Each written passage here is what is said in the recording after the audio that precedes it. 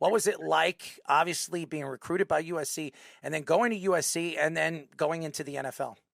It was a dream to get recruited at USC. It was a dream to graduate from USC. As far as playing at USC, that shit was a nightmare. Not a knock to the coaches or staff or anything like that. Well, I guess you can say it was the coaches. When I was at USC, Coach Carroll recruited me, right?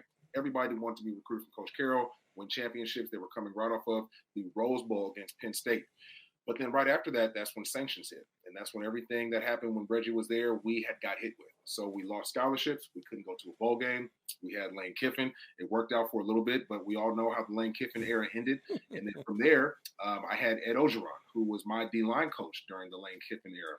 And everybody loved Coach O. Coach O was told that he was not going to get the job heading into the bowl game. And that's when Clay Helton, who ended up taking over after Sarkisian, was our head coach for one game. So I tell people, man, my time at USC, I had 4 different head coaches while I was there in total. So, when it comes to playing at USC, the shit was not as fun as I thought it was going to be. All right, I have to ask, now you mentioned Ed Oregeron, who was a great personality when he was at LSU, too. Boy, Do you have a good Ed Oregeron story that maybe a lot of people don't know about? Oh, my God, yes. So, Coach Ed Oregeron, he was at USC during the heyday. And if it's 2 schools that he does not like, it is Florida and it is UCLA.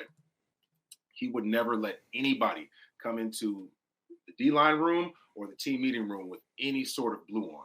We had a 4-star recruit, George Uko. He was from Chino, California. He was a freshman. And I think it might have been his 3rd week playing on the team. We had a big team meeting going into training camp. Coach O got up, ran from the other side of the room, ripped his shirt off as if it was Hulk Hogan in the 80s, and just left him there, shirt ripped, man titties out, everything, just throughout the whole practice, throughout the whole meeting. And it was something to where, that was Coach Coach Kiffin and Coach O's first year there. So just to see how enthused he was and just how much hatred he had for UCLA and just the color blue. He sees blue like a bull sees red.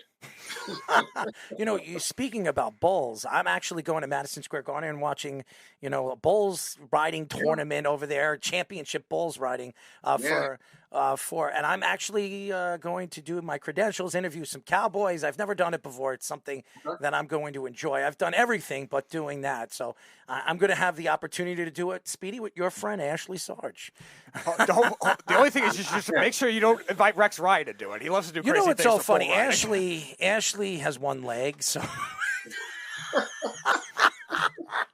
could you imagine him trying to run from a bull? What was the defensive name, the DN's name for the Vikings that was there for years? Big, tall, white guy. He played with me on the Bears. Jared Allen? Jared Allen. Yeah. So Jared Allen was with me in Chicago. Yes. And I remember sitting next to him during training camp and stuff. And all he would talk about was bull riding. He was like, Kevin, I'm about to retire. This is damn near my last year doing this football shit.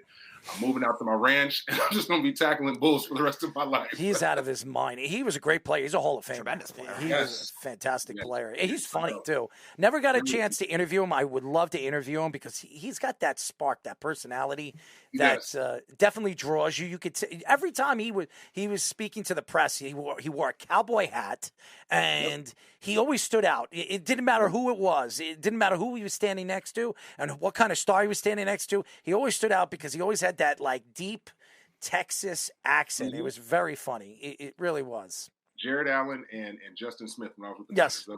We called him Cowboy. Those are the 2 countryest, hilarious dudes that I've ever played with. Just 2 walking trees. Boy, Julius Peppers too, man. That's a walking tree. Well. He's a walking tree, by the way.